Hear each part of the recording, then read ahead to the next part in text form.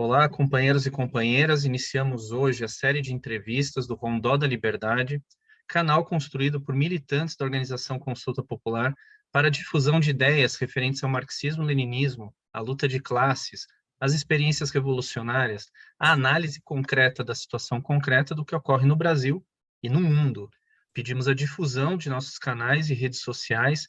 Clique o sininho no YouTube do Rondó da Liberdade, siga nossas redes no Twitter, no Instagram, curta, compartilhe, se inscreva, para a gente fortalecer a propaganda revolucionária rumo à Revolução Brasileira, algo tão importante. Hoje, no tema internacional da guerra entre Rússia contra a Ucrânia e OTAN, estamos com José Antônio Herrido, nascido no País Vasco, também de nacionalidade venezuelana. Ele foi professor no Instituto de Altos Estudos Diplomáticos, Pedro Gual, da Universidade Central e Bolivariana da Venezuela. É autor do livro Venezuela Vencerá, a dificuldade da Revolução Nacional em uma colônia petroleira. Doutor em Sociologia, integrou em 2009 comissão de assessoria do presidente Chávez, é integrante também do PSUV, o partido da esquerda venezuelana, um dos partidos, né? E também muitas vezes analista aqui da nossa Telesur, né? Nosso canal internacional aí de notícias de esquerda. A entrevista será em espanhol, também com legendas para quem estiver assistindo. Buenas tardes, Herrido. Muchas gracias ahí por estar con nosotros. Muchas gracias por la entrevista. Es un placer poder colaborar con vosotros y Consulta Popular do Brasil. Muy bien. Para empezar, me voy desde el comienzo, que algunas entrevistas tuyas de 2014, en lo que se refiere al conflicto entre Rusia y Ucrania, OTAN, ya apuntaban líneas muy generales, ¿no? Del conflicto, de la intervención de Estados Unidos, del crecimiento de la extrema derecha en Ucrania, incentivado por Estados Unidos, y de la Rusia se sintiendo como cercada, ¿no? Por lo de OTAN y de las movimentaciones de OTAN. Mucha gente entonces volvió a tu video de 2014, por lo que tú estabas, vamos a decir, mirando la posibilidad de un conflicto. Y la primera cuestión es esta, ¿no? Desde aquel entonces, de 2014, ya era posible identificar los ejes centrales y generales que hoy vemos como esta guerra. Me gustaría empezar por ahí. Mira, yo he aprendido de un maestro que he tenido y que sigo teniendo, un gran periodista antiimperialista belga, Michel Colomb.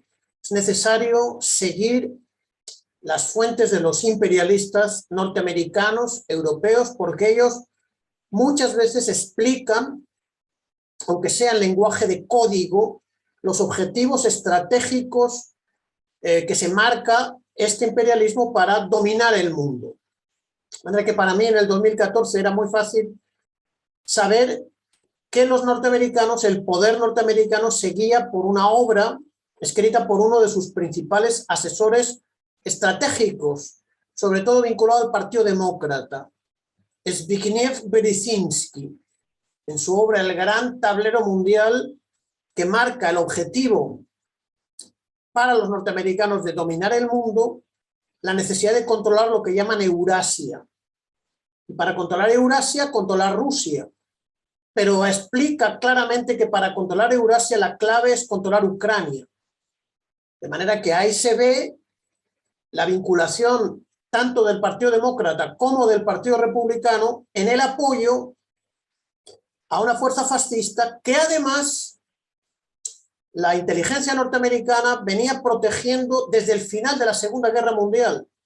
Hay que conocer también un poco de historia que tiene que ver con la historia de América Latina, porque una asociación terrorista de ultraderecha vinculada a las dictaduras de América Latina, se llama la Liga Anticomunista Mundial, fue dirigida por un criminal de guerra ucraniano, señor Yaroslav Stretsko, instalado allí por los norteamericanos en Taiwán, que era la sede de esta Liga Anticomunista Mundial, a la que seguramente pertenecieron algunos ultraderechistas militares brasileños, el dictador Pinochet, el dictador Videla, el dictador Stroessner, el Banzer de Bolivia y el coronel D'Abuisson, que asesinó a Monseñor Romero de San Salvador. ¿Ves? las rutas del imperialismo se van uniendo en pos de sus objetivos estratégicos. Y un objetivo estratégico desde la Segunda Guerra Mundial era destruir la Unión Soviética, y para eso protegieron a la fuerza fascista derrotada por el ejército vermelho, el ejército rojo, que son estos banderistas que no personalmente, porque pasan décadas, pero los servicios de inteligencia trabajan despacio, a largo plazo. Entonces ponen en el poder a una fuerza de extrema derecha para instaurar una dictadura de extrema derecha con apariencia de democracia, que tiene un objetivo, que es agredir a Rusia. Y entonces Rusia ha estado esperando 8 años, no ha querido inmediatamente enfrentar esta situación, pero ante la inminencia de una agresión contra Rusia, de una agresión contra la población rusa del Donbass, de la inminencia de un ataque o de emplazamiento de armas nucleares y el descubrimiento de armas bacteriológicas en construcción, Rusia intervino, de manera que era muy fácil saber que si no, como dije en el 2014, si no se frenaban los Estados Unidos, íbamos a presenciar una guerra terrible. Estados Unidos han seguido y Rusia, de una manera autodefensiva, ha tenido que intervenir en un conflicto que está muy grave. Realmente la humanidad vive un momento dramático. Es interesante en este resgate histórico que tú traes, Egidio. Si pensamos una obra como de Domenico Lo Sordo, cuando él analiza la acción de Hitler muy embasada en lo que fue la experiencia de los imperios inglés y también del imperio americano, ¿no? El genocidio de los indígenas, etc. Y Hitler con una mirada hacia el este, ¿no? Obviamente fue derrotado por Unión Soviética y todo, pero ¿te parece que vamos a decir, este objetivo estratégico de avance del imperialismo y del occidente imperialista hacia el este siguió como una, vamos a decir, una pauta ahí adormecida, pero que en algún momento las potencias iban a intentar? Es que la Primera Guerra Mundial resuelve lo que Lenin llama el conflicto interimperialista entre lo que se llaman los imperios centrales, imperio alemán, el Kaiser, imperio austrohúngaro y el imperio otomano, y los imperios aliados, que son básicamente el británico y el francés. El británico ha conseguido una gran hegemonía mundial y por supuesto han desplazado ya hacía 2 o 3 siglos al viejo imperio portugués y al viejo imperio español. Pero la Primera Guerra Mundial es por saber si la hegemonía del mundo va a estar en el mundo anglosajón y su aliado francés, junto con el emergente Estados Unidos, para dominar los 5 continentes. Como dice Lenin en su obra sobre el imperialismo, repartirse colonialmente el mundo.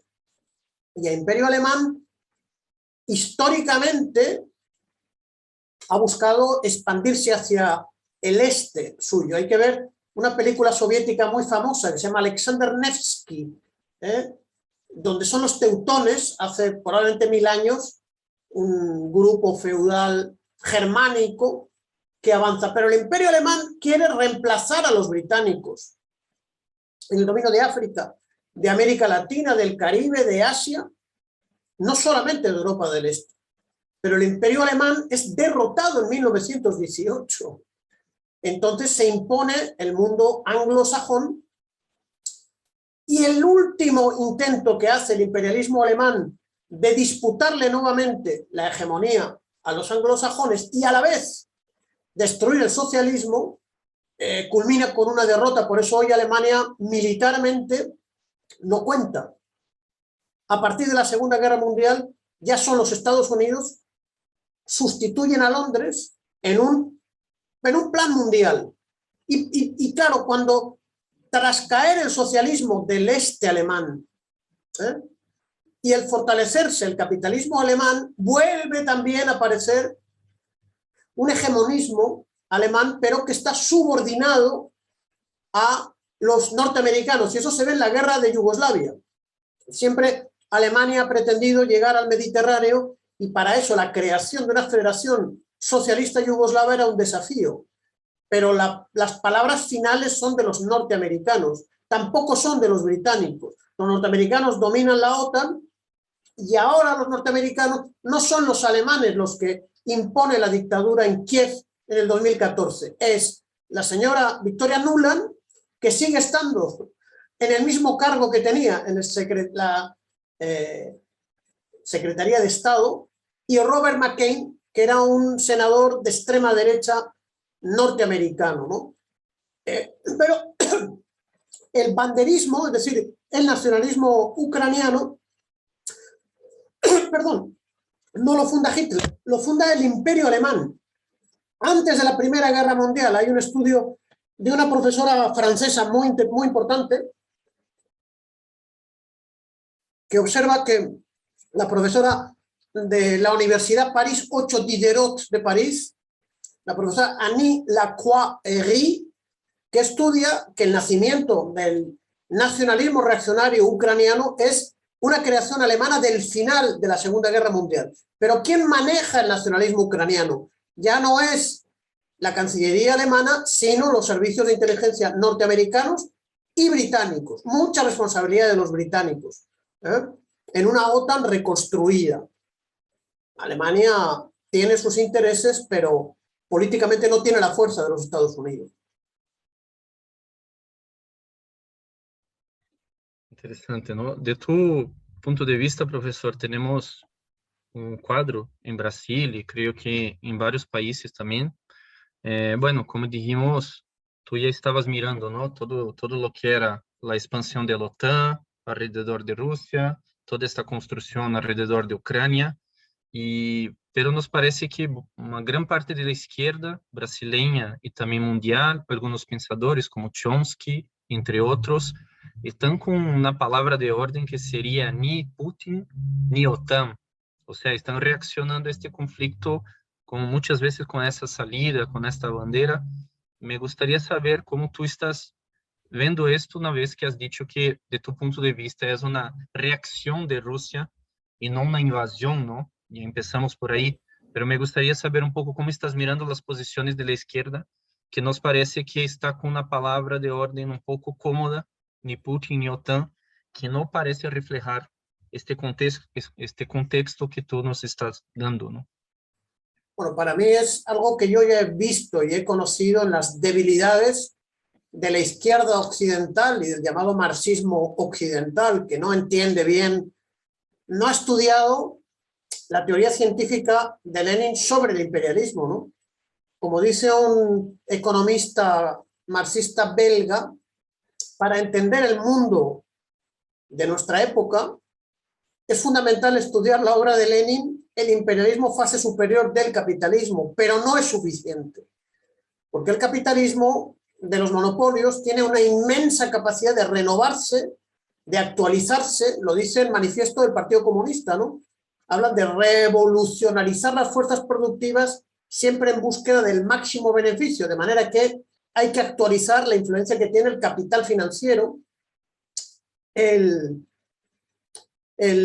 complejo militar industrial. Entonces, si las fuerzas democráticas y progresistas y de izquierda no estudian, o lo dejan en manos de las universidades burguesas, se termina por cometer errores. Yo lo vi, esa consigna hace 22 años era ni OTAN ni Milosevic, porque ellos creían que el presidente de Serbia era un tirano, etc., ¿no? Y luego vino ni OTAN ni Gaddafi, pero Gaddafi representa la revolución árabe. Milosevic representa el socialismo autogestionario, es decir, hay una criminalización a los líderes que se oponen al hegemonismo imperialista. Ya dijeron en el año 57, Nasser, el presidente egipcio, que nacionalizó el canal de Suez y nacionalizó la economía, entonces era el nuevo Hitler. Y ahora también Putin es el nuevo Hitler.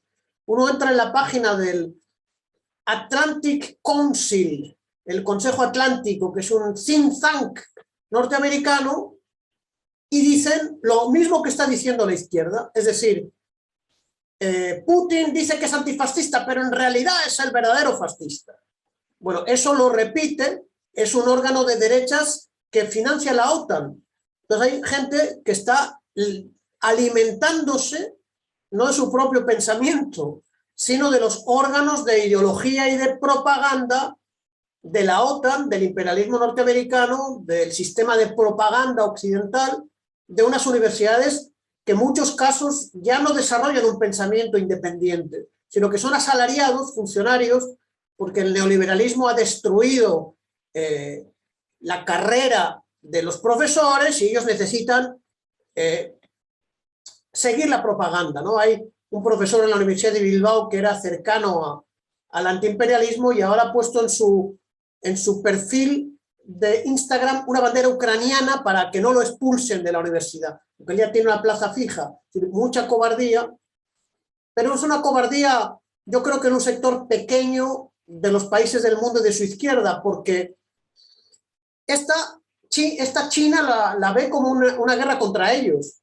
Ya el conflicto no es contra el campo socialista europeo, es un conflicto contra Rusia, contra China, contra Corea, y la India toma que es un conflicto contra ellos. Indonesia no quiere dejar de invitar a la reunión del G20 a Rusia porque se lo ordenan los norteamericanos. Los países africanos rechazan mucho estos argumentos de la OTAN. Y América Latina, ahí tenemos los países del ALBA que ratifican un apoyo cerrado a Rusia porque Rusia, aunque es verdad que es una Rusia burguesa, no es una Rusia socialista, pero Rusia en el año 2019 salvó a Venezuela. Cuando Trump amenazaba con invadir Venezuela, vinieron 2 bombarderos rusos al aeropuerto de Maiquetía, que es el principal aeropuerto internacional, informando, disuadiendo al imperialismo norteamericano de invadir nuestra querida Venezuela, ¿no? Y eso los pueblos latinoamericanos ya lo saben, porque saben que dieron los norteamericanos un golpe en Bolivia, saben que lo intentaron dar en Nicaragua, saben que lo dieron en Honduras y ahora en Honduras le dieron la vuelta al golpe de Estado, lo dieron en Paraguay, quitando a Lugo, lo dieron en Brasil, y los pueblos, ya en México, trata de afirmar una independencia sabiendo que tienen un vecino muy peligroso. En América Latina está escapando del control y el hegemonismo norteamericano, como está escapando África, el mundo árabe, el mundo musulmán, la India, Pakistán, Indonesia, por supuesto China, ¿no? China está expresando toda la frustración que siente desde hace 20 años por las ofensas que le hacen los norteamericanos. Yo me acuerdo, la OTAN bombardeó Belgrado, capital de la pequeña Yugoslavia y de Serbia, y bombardeó la embajada china. Claro, los norteamericanos dijeron, perdón, nos hemos equivocado porque no teníamos los mapas actualizados. Entonces ya había GPS. Era un mensaje a China diciendo, vamos a destruir China. Y ahora China, acabo de ver a un portavoz del gobierno diciendo, no hay potencia más maligna y más peligrosa para la humanidad como los Estados Unidos. Antes China no decía eso. China necesitaba de las inversiones norteamericanas y su lenguaje era moderado. Ahora no. Yo creo que hay una nueva etapa de la lucha antiimperialista, aunque algunas izquierdas se confunden. No, muy interesante porque los medios occidentales dicen que Putin esperaba una división entre los países y la guerra unificó aún más.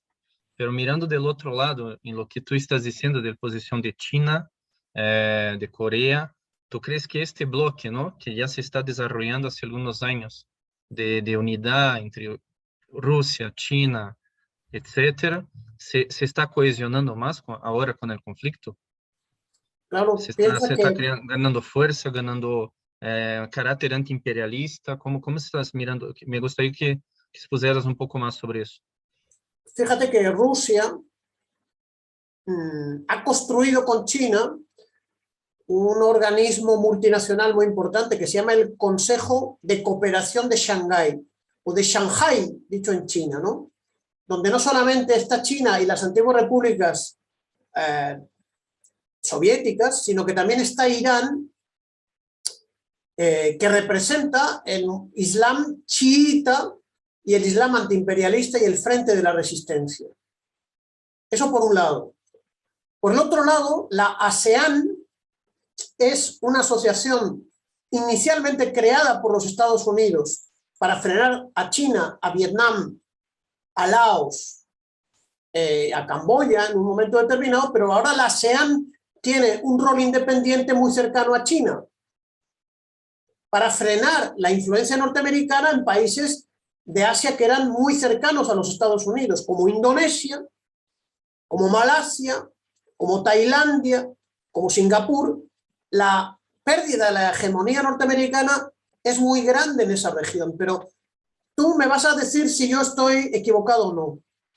Fíjate, antes de la guerra, Bolsonaro ha sido vuestro presidente, un hombre de Trump, un capitán histérico que estuvo participando en la agresión contra Venezuela, un anticomunista primitivo, pero Brasil es un país muy grande.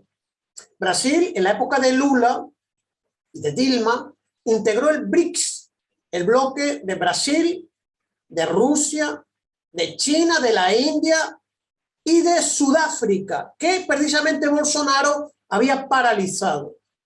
Entonces, ¿qué ha hecho Putin? Invitar a Bolsonaro, trabajar un poco su vanidad para tratar de reactivar el BRICS en la posibilidad muy cercana de que después de Bolsonaro venga Lula, que ha sido uno de los constructores del BRICS.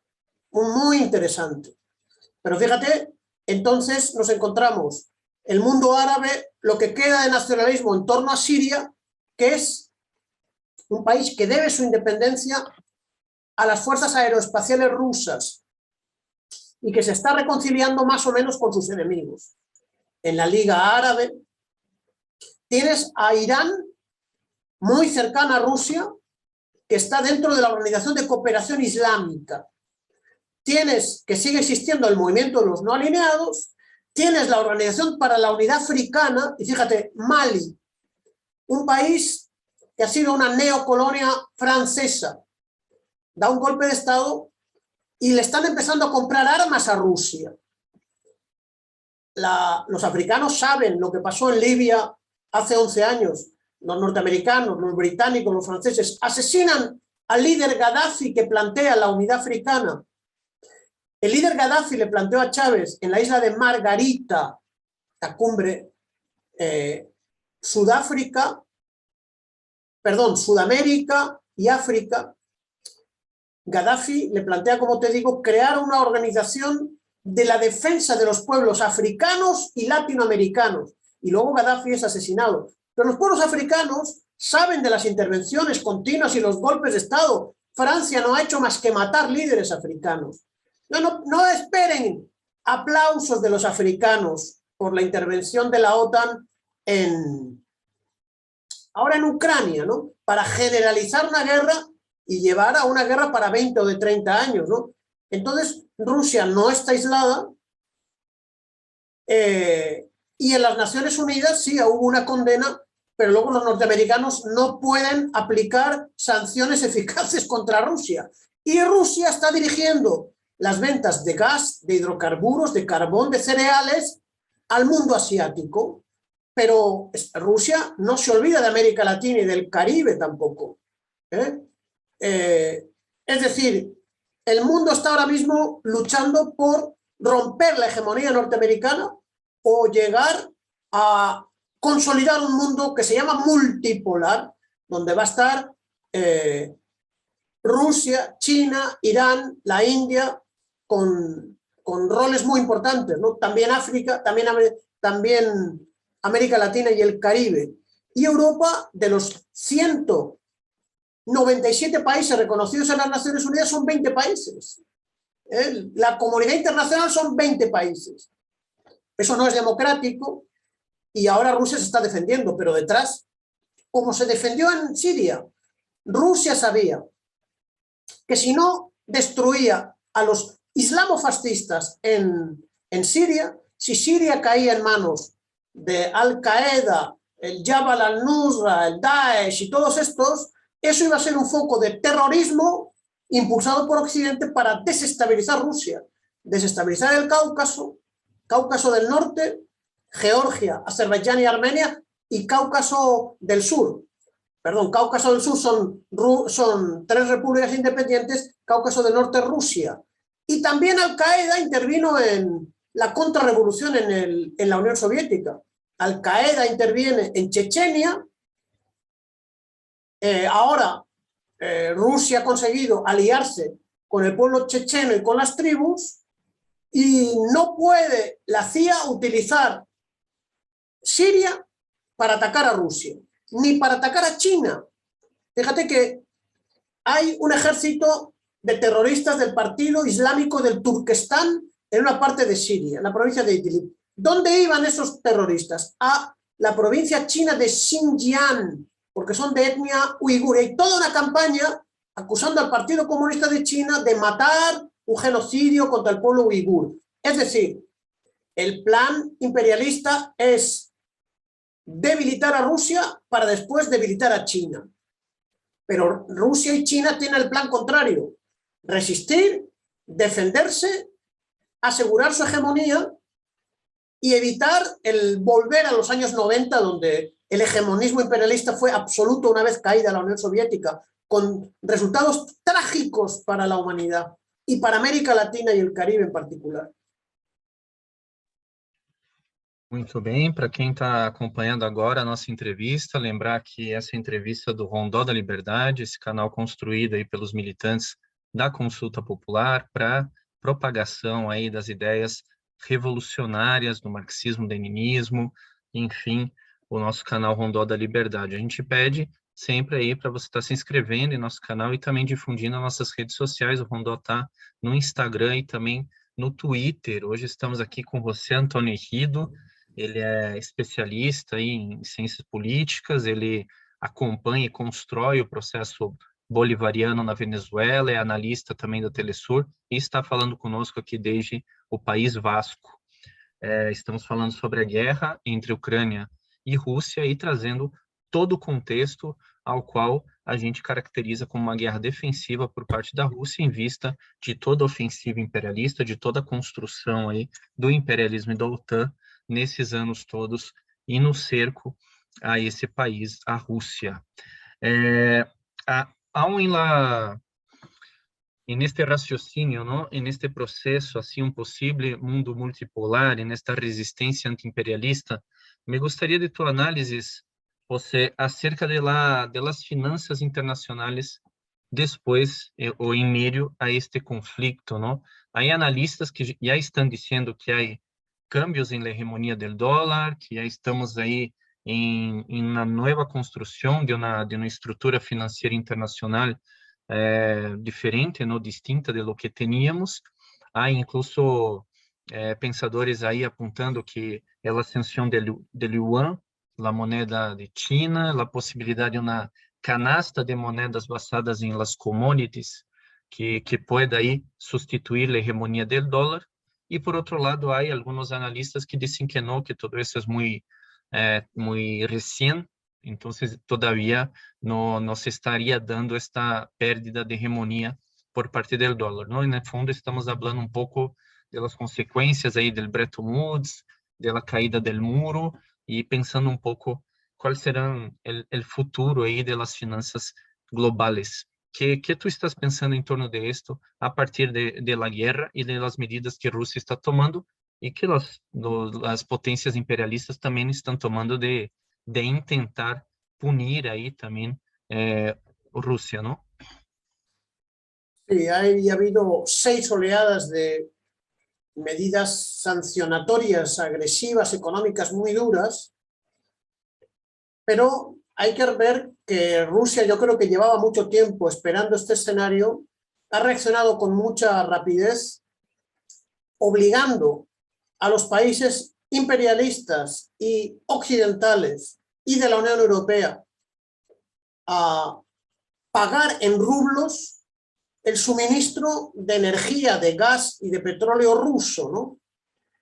Eso ha roto la unidad de la Unión Europea, ha hecho que varios países estén pagando en rublos a través de abrir una cuenta en Gazprom Bank.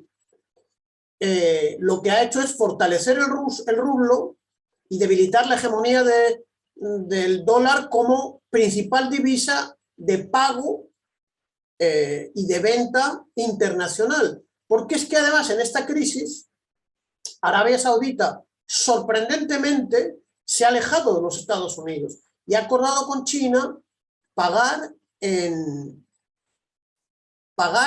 yuanes y en otras monedas que no son el dólar, ¿no? Lo mismo con China, ¿no? Y China y Rusia han acordado no utilizar el dólar, también Irán y China han acordado no utilizar el dólar. Eso significa un debilitamiento evidente del dólar, como digo. Pero además hay más consecuencias porque han sacado a China del sistema internacional de pago interbancario que se llama el sistema SWIFT. ¿Qué ha hecho Rusia? Ha puesto en marcha a sus bancos unas tarjetas que han dado a sus clientes de un sistema interbancario de pago creado en China, que creo que se llama UnityPay o algo así, ¿no? De manera que han empezado a debilitar el control que tenían los norteamericanos sobre el sistema interbancario SWIFT. ¿Pero qué más consecuencias hay? Hemos visto en la época Trump y ahora en la época Biden que en lugar de una intervención militar directa para destruir los países de línea independiente y de línea antiimperialista como Yugoslavia, Irak, Afganistán, Siria, Somalia, Sudán, Granada, Panamá, Vietnam, Laos, Corea, etcétera, lo que estaban haciendo era desarrollar una política de sanciones económicas, financieras, que han hecho mucho daño al pueblo y a la economía de Irán, de Venezuela, de Cuba y otros países. Entonces, al no ser eficaces el sistema de sanciones contra Rusia, porque Rusia ha estado construyendo su autonomía económico-financiera, agrícola, energética, debilitan todo el esquema general de sanciones, ¿no? Salvo algo que sí que se reconoce que ha hecho daño a Rusia, que es la importación de semiconductores que se fabricaban en Taiwán. Y eso va a obligar a China y a Rusia a producir semiconductores, lo cual no es nada fácil. Y estaba leyendo a fuentes rusas que señalaban que están buscando soluciones de la tecnología soviética, fíjate. Es decir, reconocen ahora la Rusia burguesa los avances que hubo de 75 años de construcción socialista, también en materia tecnológica, científica y técnica, que no pudo ser destruida, sobre todo en los 10 años de gobierno Yeltsin, que es cuando más se ejerció la política destructiva del imperialismo norteamericano y occidental para no solamente aniquilar el socialismo soviético, sino para aniquilar a Rusia como un país unido, ¿no?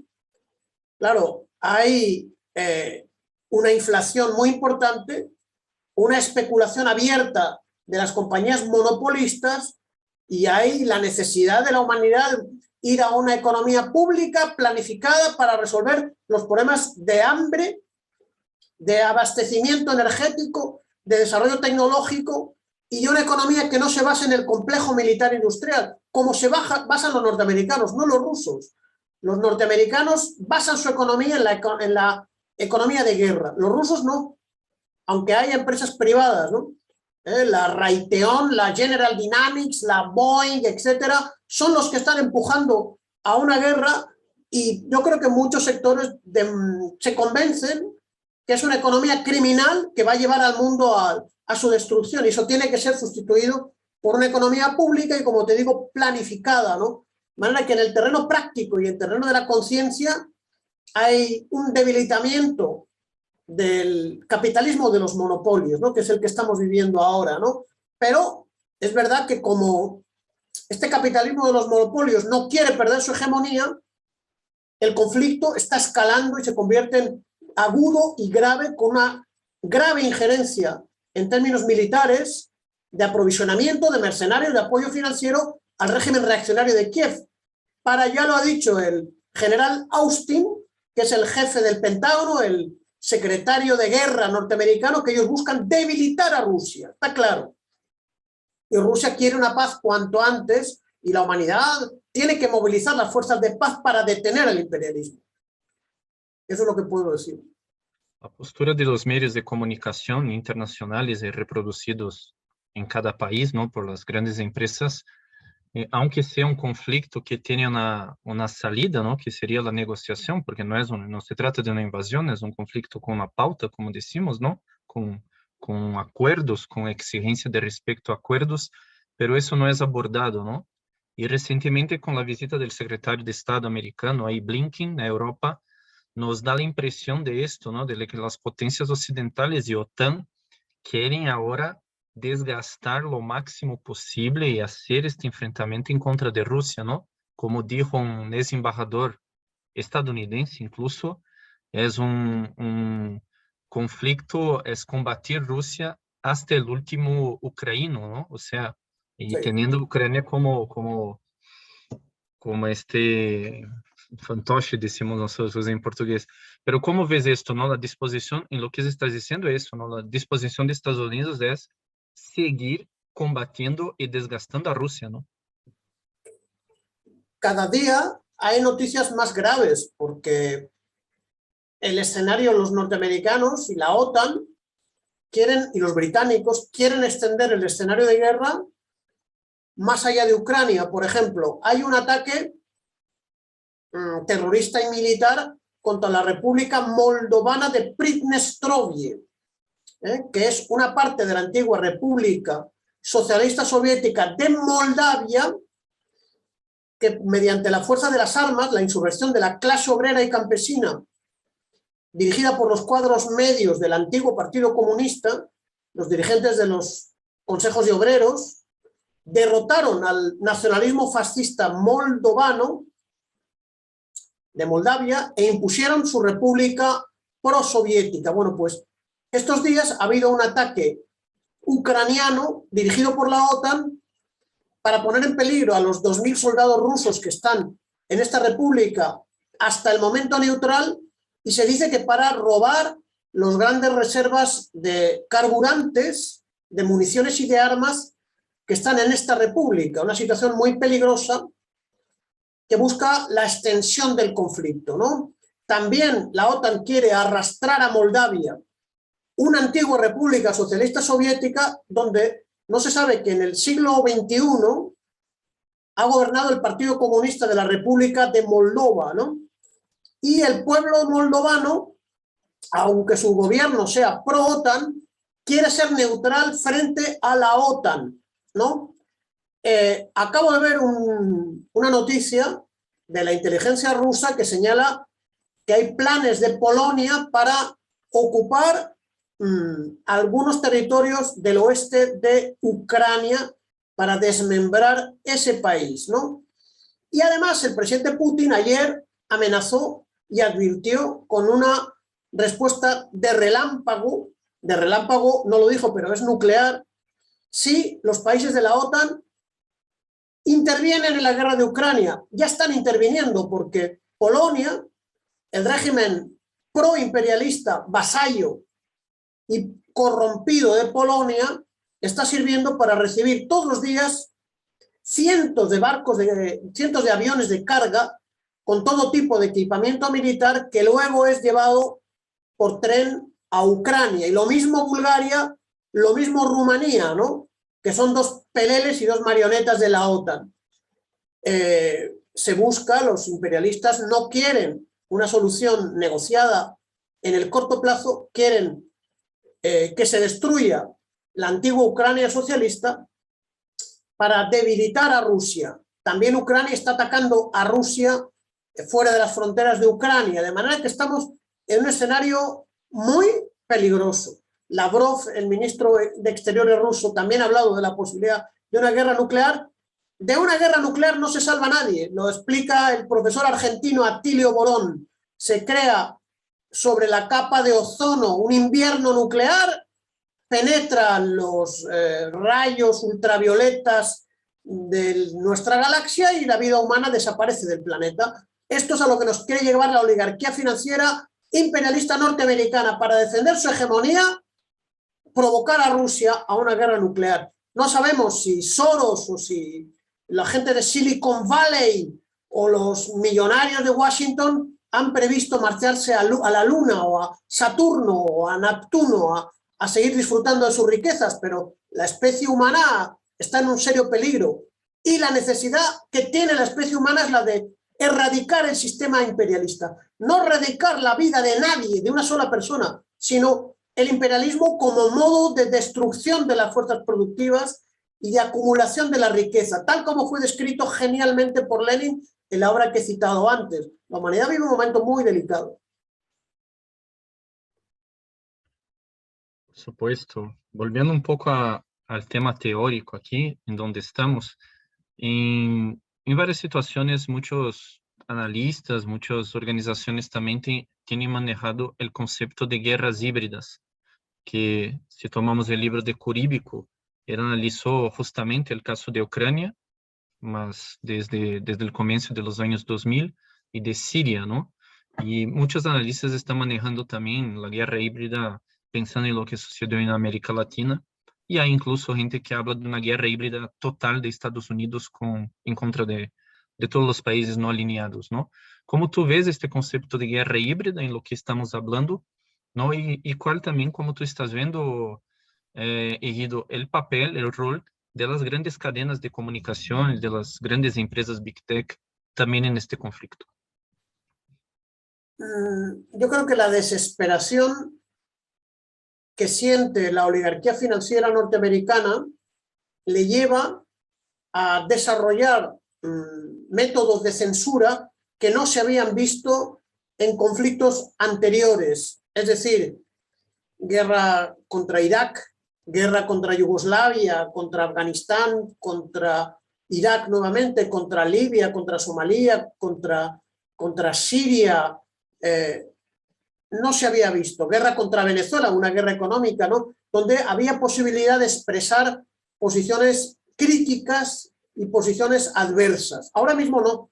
Ahora los GAFAM, ¿no? Que son las grandes empresas monopólicas de las famosas redes sociales y los medios telemáticos, imponen una censura completa que la afectan inicialmente en los Estados Unidos. Este oficial norteamericano, antiguo marine, Scott Reeder, que denunció, por cierto, que Saddam Hussein no tenía armas de destrucción masiva, se ha visto bloqueado su cuenta de Twitter y ha pedido ser amparado por la primera enmienda norteamericana, de la Constitución norteamericana, que asegura la libertad de expresión, es decir, que en plena guerra el imperialismo está fascistizando la democracia burguesa en sus países metropolitanos, imponiendo el odio a Rusia, la histeria militar, cerrando filas en una actuación completamente de guerra, de propaganda de guerra, de militarización de la sociedad.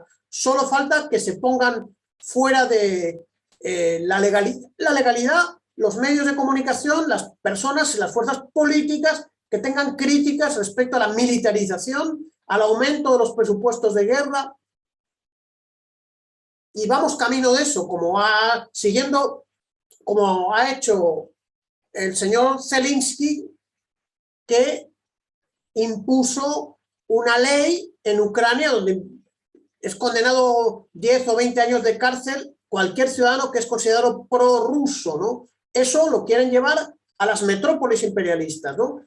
De manera que la guerra híbrida yo creo que es algo muy fácil, es una combinación de diversas formas agresivas en las que la propaganda de guerra es tan importante como la guerra en sí misma, porque busca una fidelidad de la opinión pública mundial, en particular de sus metrópolis imperialistas, ¿no? Para evitar que la guerra se convierta en estallidos sociales en contra de la guerra y en favor de la paz, en contra de la crisis social, del desempleo, de la miseria, y a favor de que se responsabilice a Rusia de todos los problemas del mundo, ¿no? Y los problemas económicos, etc. Entonces hay una histeria, hay una fascistización, evidentemente, de los medios políticos, hay un recorte a las libertades de expresión, de las masas, y luego la guerra se manifiesta con todo tipo de provocaciones de los servicios de inteligencia, donde los británicos son grandes maestros. Son los británicos, el M16,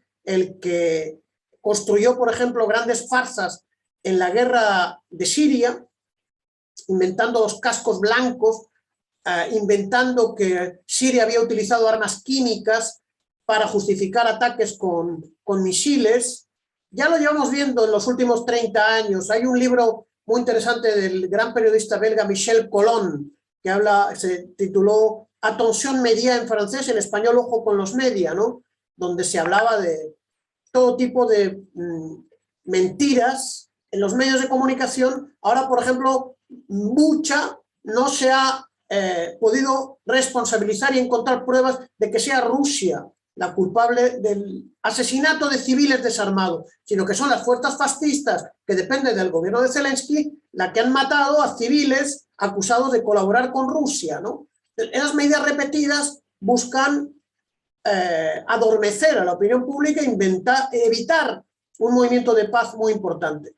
Y luego la combinación de el terrorismo, como se ha visto en la guerra de Siria, alimentando grupos terroristas islamofascistas, ¿no? Ahora alimentando a grupos nazis internacionales. En Ucrania hay una central, hay una reunión de miles de mercenarios y de grupos fascistas de muchos países del mundo. Como antes vimos, a islamoterroristas concentrados en Siria, pagados por los fondos de los Emiratos y las monarquías del Golfo, para llevar el terror a la población civil. De manera que vemos toda una serie de acciones militares, paramilitares, encubiertas, de propaganda, de sabotaje, de terrorismo, como lo han hecho con Venezuela, con excepción de un ataque frontal y directo, porque Rusia entregó a Venezuela grandes sistemas de defensa antiaérea, que es lo que impidió que el ejército colombiano y el Comando Sur norteamericano lanzase una provocación a gran escala, como la habían hecho antes en Libia, país revolucionario, en Serbia, en Belgrado, etcétera, etcétera, etcétera, ¿no? De manera que vemos censura, dictadura mediática y todo tipo de recursos para la guerra híbrida. Y es curioso cómo manejan los medios comerciales empresariales, ¿no, Egidio? Porque, por ejemplo, hablan con toda la crítica, por ejemplo, a las milicias populares de Venezuela, que son netamente el pueblo organizado ahí para su autodefensa y en la comunidad y todo eso, ¿no? Pero son muy tranquilos, por ejemplo, con el batallón Azov en Ucrania, que una situación insostenible, ¿no? De un agrupamiento militar de extrema derecha conectado al ejército, ¿no? Al Estado ucraniano, o sea, y esto los medios lo dejan como ok, ¿no? Vimos que los medios comerciales y estatales en España primero negaban que fueran unidades paramilitares nazis y neonazis. Primero se negaba, luego se reconoció y se vulgarizó y normalizó la presencia de grupos nazis, ¿no? Y han hecho que la opinión pública piensa que es normal que haya nazis, diciendo que son algo que hay en todos los países del mundo. Lo que se oculta es que la espina dorsal de las Fuerzas Armadas ucranianas han sido infiltradas por la ideología y por los oficiales nazis que han sido entrenados, el batallón Azov, por los militares británicos o los militares norteamericanos en 8 años. Llevan 8 años armando, entrenando a unidades abiertamente neonazis, que se reivindican de Hitler y que se reivindican de Stepan Bandera. Stepan Bandera es uno de los peores criminales de la Segunda Guerra Mundial. Cometió más crímenes contra la población civil que los alemanes juzgados en el juicio de Nuremberg. Lo que pasó es que Stepan Bandera es protegido por la inteligencia norteamericana y ejecutado por la inteligencia soviética en Múnich, donde vivía, que era una ciudad de la Alemania occidental bajo control del ejército norteamericano. Pero Stepan Bandera es un asesino de la población civil judía, de la población civil polaca, de la población civil rusa y de los antifascistas.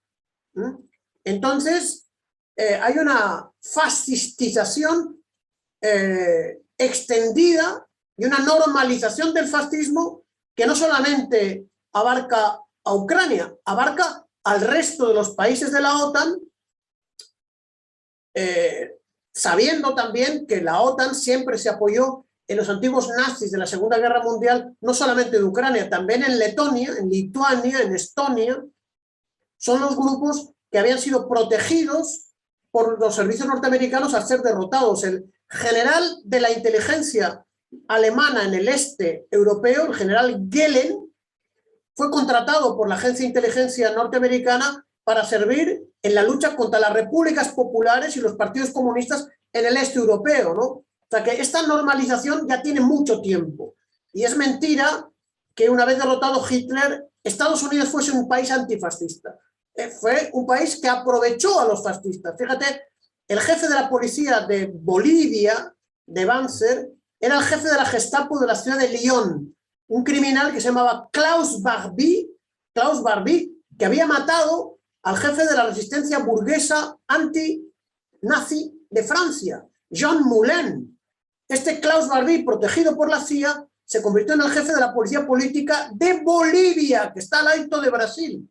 Y luego fue al final, es decir, esto es un fenómeno que se conoce y que ahora encuentra su máxima expresión en la Ucrania fascista, protegida por la OTAN. Me recordé de Guatemala, donde todo el asesinato de las 400,000 personas ahí del pueblo, de la guerrilla, de la izquierda, con técnicas muy brutales, fueron sí ahí enseñadas por Estados Unidos basadas en las técnicas nazistas, ¿no? Más Sí. tarde en los años 80 ahí con asesoría del ejército de Israel también, pero sí, tú tienes toda razón en esta manutención del nazismo en las prácticas del imperialismo, ¿no? Es un punto muy importante aquí para nosotros. Trayendo un poco nuestro debate, ¿no? Estamos casi llegando aquí en una hora, en el término de nuestra ótima charla aquí.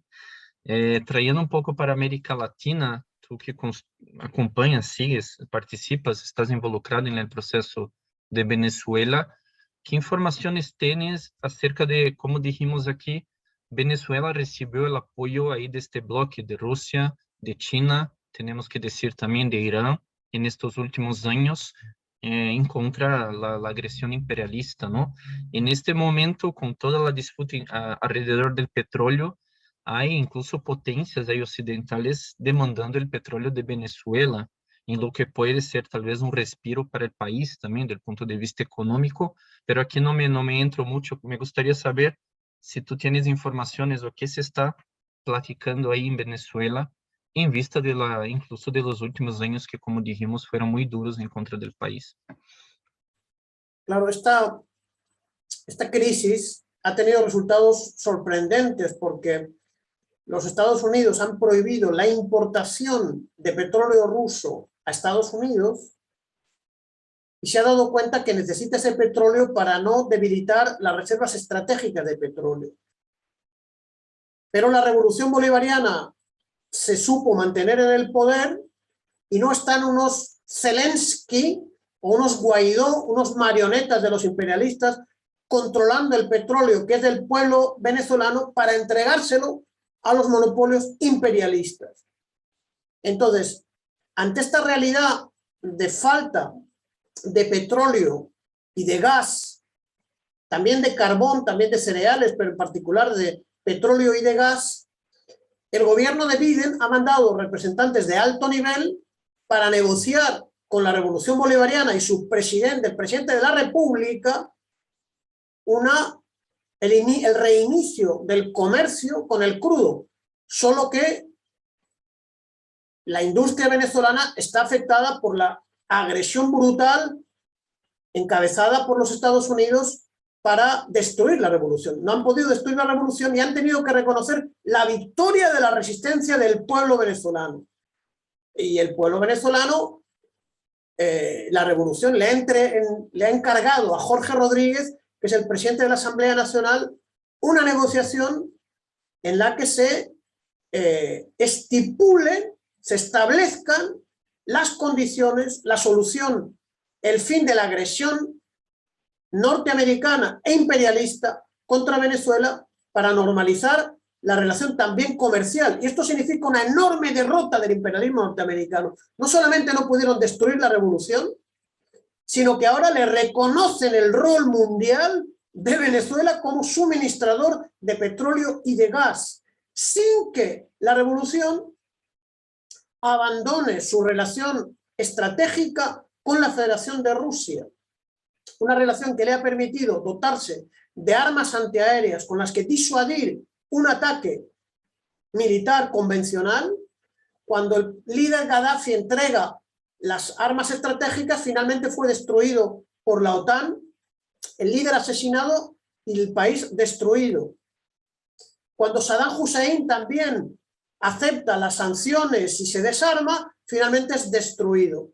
Entonces, la revolución venezolana no ha cometido ese error gracias a la ayuda de Rusia, también de China y también de Irán. De manera que estamos ante una victoria inaudita, no solamente de Venezuela, sino del bloque del ALBA y de todos los pueblos latinoamericanos que han podido demostrar que se puede derrotar al imperialismo norteamericano si hay un pueblo conducido por una dirección política correcta, dispuesto a asumir los riesgos de ser independientes, de destruir el modelo de colonialismo y de neocolonialismo y de asumir y de reivindicar el derecho al camino propio al desarrollo político-económico sin injerencias del imperialismo norteamericano y del imperialismo europeo. Esto tiene una importancia enorme para toda América Latina y esto marca el renacimiento económico también de Venezuela, ¿no? Junto a un fortalecimiento de la revolución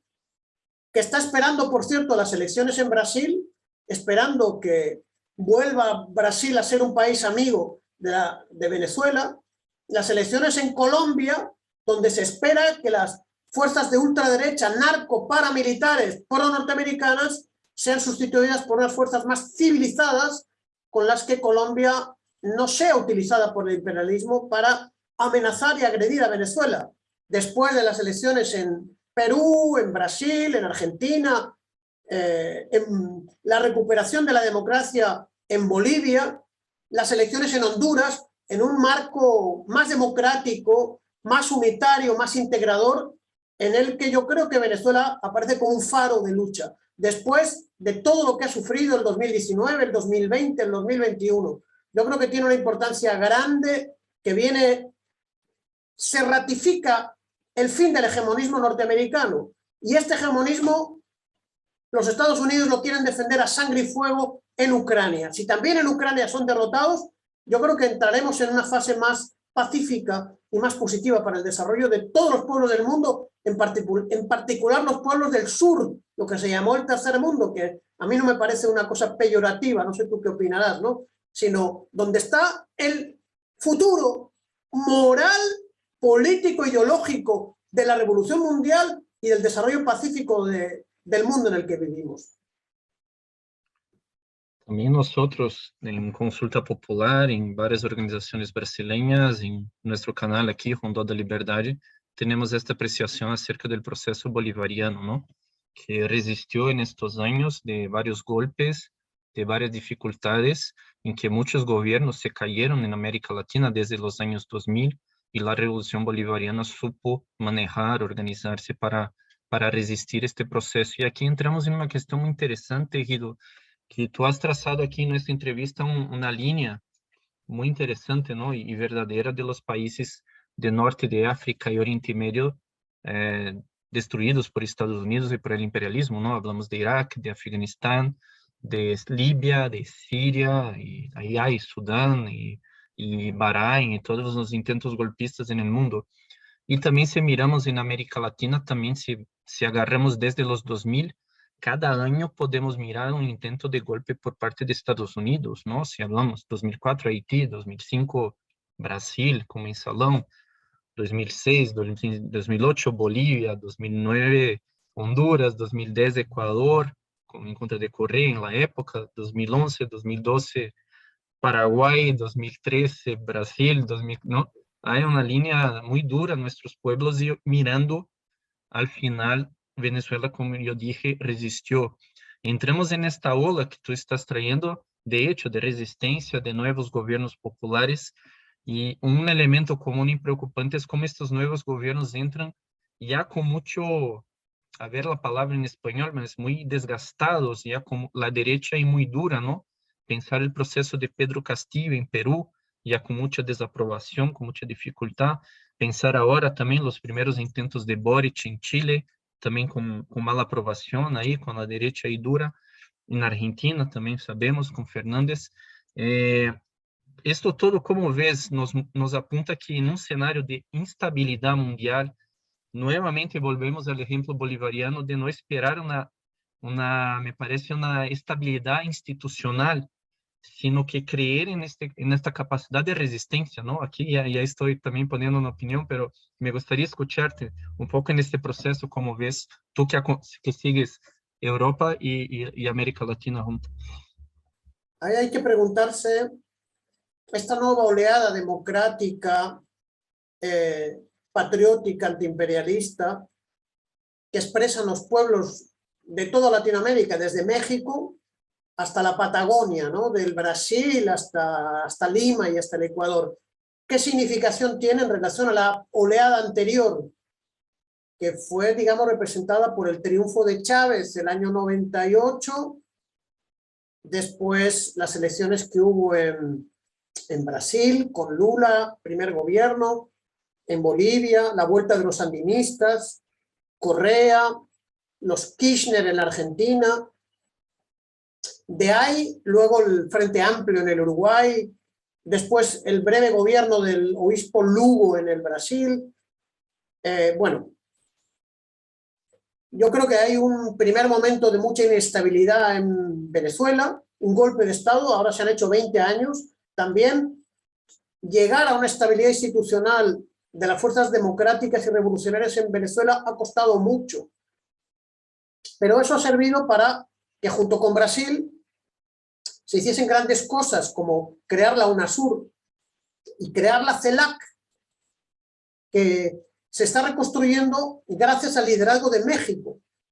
Y uno observa cómo México, Colombia, Chile, el Perú, no participaron de la primera oleada, vamos a decir, democrática, progresista, antiimperialista, que creó el ALBA en torno a varios países, con Cuba, con Venezuela, con Nicaragua, también con Ecuador, con Honduras. Y luego, como ya te he dicho, se fortaleció el Foro de Sao Paulo de los partidos de izquierda, pero ahí estaban ausentes grandes países. México, país muy importante por su proximidad a los Estados Unidos. México ha tenido un camino propio, pero que ha roto sobre todo 40 años de un régimen neocolonial. Se dice neoliberal, pero yo creo que la palabra es más dura, es neocolonial. México estaba sometido a gobiernos proimperialistas que destruyeron la economía de México. Entonces, buscar una estabilidad y un desarrollo con un mayor cota de independencia y sin golpes de Estado, a México le cuesta bastante. Es verdad que Perú tiene otro perfil. En mi opinión, Perú sufre la destrucción de la izquierda peruana en ese fenómeno de lucha armada que para mí era enloquecida, fuera de la realidad, que justificó la dictadura de Fujimori. Entonces, la oligarquía peruana consiguió imponer su voluntad y estamos ante una fase de reconstrucción de las fuerzas populares muy inestable, donde probablemente hay que hacer varios intentos, porque también para llegar al gobierno de Correa hubo varios intentos en los que los gobiernos neoliberales cayeron ante el empuje popular sin una fuerza política popular organizada y sin un liderazgo organizado. El Perú está en ese problema. Chile, claro, Chile son los hijos y la consecuencia de la feroz dictadura de Pinochet, que destruyó Chile me recuerda un poco a España, después de una guerra tremenda, la izquierda es destruida y estamos también en una fase de reconstrucción de las fuerzas populares y democráticas, ¿no? Yo creo que el futuro de América Latina se va a determinar por la firmeza del bloque de ALBA y por lo que pasa en los países más importantes, que son México, vuestro país Brasil y la Argentina. La Argentina es verdad que el gobierno de Fernández, Alberto, es moderado, pero las fuerzas políticas antiimperialistas que construyeron gobiernos anteriores y que tumbaron a Macri están allí y están en una fase de reconstrucción. El COVID ha debilitado mucho la economía de los países, ha debilitado los procesos políticos. El imperialismo ha mantenido algunos gobiernos bajo control, como el del Ecuador, pero esperamos, hay mucho optimismo, ¿no?, en las elecciones, que vuelva Lula, en que se mantenga una línea independiente en México, que es muy importante, y que vuelvan unas fuerzas más firmes, nacional populares, como llaman en la Argentina, ¿no? Y junto a eso acompañar un proceso en Bolivia, que es un país muy importante del ALBA, una reorganización de la izquierda y las fuerzas populares del Perú, y lo mismo en Chile, ¿no? Y junto a la alegría de la vuelta de un gobierno democrático en Honduras, aunque no está Zelaya, está su esposa, y la resistencia de la revolución sandinista. Yo creo que hay una correlación de fuerzas más favorable a la independencia nacional, a la unidad de los pueblos latinoamericanos, a los cambios sociales y a retomar lo que ya hicieron Lula, Chávez, Fidel, Correa, Evo Morales, junto con nuevos líderes y nuevos liderazgos. Yo creo que es muy positiva la evolución en América Latina, y los Estados Unidos tendrán que negociar con mucho más respeto, porque detrás de América Latina está el mundo multipolar que representa Irán, representa Rusia en plena lucha, representa China, que ya no es un país debilitado, es un país muy firme, que está dispuesto a la lucha por sus intereses como primera potencia mundial y a los intereses también de la Revolución Nacional Democrática en todo el mundo, ¿no? Yo creo que hay que ser positivo y hay que ser optimista, sabiendo que vivimos un momento muy delicado. Muy bien, Egidio, buenos elementos. También consideramos que México está en un momento diferenciado ahí con el gobierno de Obrador, se está saliendo bien en una serie de cosas. Y la cuestión de Perú, interesante este comparativo con Ecuador, porque de hecho hubo ahí la caída de 3 presidentes, ¿no?, entre 2000 y 2005, hasta que llegara Correa al gobierno después de muchas crisis, tanto con gobiernos de netamente de derecha, como ahí mismo de Lúcio Gutiérrez, ¿no?, que se decía nacionalista y siguió ahí con el imperialismo y la gente lo votó en las calles. Muy bien. Te agradecemos nuevamente, ¿no?, por Rondó da Liberdade, este espacio. Espero que no sea que tengamos más, porque está muy bueno, muchos elementos, y abrimos ahí para tus consideraciones finales, algo que no haya dicho, que se nos escapó, pero ya apuntando que vamos a querer otras análisis ahí más al futuro. No, para mí visité en el pasado 3 veces vuestro hermoso país. Yo creo que el pueblo brasilero tiene que pensar que una parte de la emancipación de toda la humanidad está en manos del pueblo brasilero. Hemos mencionado el BRICS, los no alineados, las Naciones Unidas. Es el primer país económica, tecnológica, demográficamente de toda América Latina y el Caribe. Yo creo que ha pasado un momento de mucha crisis, también de inestabilidad y dificultad, pero tenemos mucha confianza en la reconstrucción de las fuerzas sindicales, populares, culturales, políticas, que sean capaces de grandes acuerdos para no solamente retomar lo bueno de los gobiernos anteriores, del PT y de sus aliados. Me acuerdo del Frente Brasil Popular, al comienzo, cuando yo estaba, la primera vez que viajé fue el año 87 a Brasilia, una ciudad que me dejó maravillado. Sao Paulo, con su cultura absolutamente extraordinaria, me enamoré de la bossa nova, de la sensibilidad musical, artística del arte y del pueblo brasileño, y le toca a Brasil ahora darnos muy buenas sorpresas con elementos de unidad, de avances políticos. Yo soy un gran lector de Emile Sader, este gran sociólogo brasilero, y de los grandes pensadores revolucionarios que ha producido el pueblo brasileño, ¿no? De manera que es para mí un enorme honor.